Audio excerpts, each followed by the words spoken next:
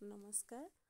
আমাৰ স্কুলৰ নৱম মানৰ কেইগৰাকীমান ছাত্ৰীয়ে তেওঁলোকৰ বিজ্ঞান কিতাপত থকা কলা চেপ্টাৰটোৰ ভাজক কলাৰ সমূহ যে বিভাজনক্ষম তাৰ পৰীক্ষাৰ বাবে তেওঁলোকে এটা প্ৰেক্টিকেল কৰিব বিচাৰিলে। তেওঁলোকে কেইটামান পিঁয়াজ সংগ্ৰহ কৰিলে এই পৰীক্ষাটোৰ কাৰণে আৰু কেইটামান সৰু সৰু বিকাৰ ল'লে। বিকাৰটোহঁত অলপ পানী ভৰাই ল'লে। পানী ভৰাই পিনি তেওঁলোকে পিঁয়াজটোহঁতৰ যিফালে শিপা ওলায় সেই শিপা ওলোৱা ফালটো পানীত ডুবাই পিনি এনেদৰে ভৰাই ৰাখিলে পিঁয়াজটোহঁত আৰু প্ৰত্যেকটোতে এটা এটা লেবেল দিলে,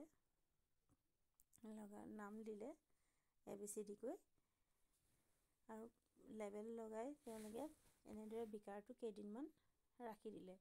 কেইদিনমান এনেদৰে পানীত ৰখাৰ পাছত প্ৰত্যেকটো পিঁয়াজৰ পৰা শিপা ওলাব আৰু শিপাখিনি তেওঁলোকে দীঘল কেইদিনমানৰ পাছত লক্ষ্য কৰি পাছত শিপাখিনি ওলোৱা দেখি তেওঁলোকে কি কৰিলে, শিপাখিনি স্কেলেৰ সৈতে জুখিলে কিমান দীঘল হ'ল আৰু এইদৰে তেওঁলোকে দেখিছে যে শিপাবোৰ দীঘল হৈছে আৰু স্কেলেৰে জোখাৰ পাছত তেওঁলোকে কি কৰিছে, কেইটামান পিঁয়াজৰ শিপা কাটি দিলে। কাটি দি পিনি পুনৰ তেওঁলোকে পৰ্যবেক্ষণৰ বাবে আকৌ বিকাৰত ডুবাই পিনি ৰাখি থ'লে।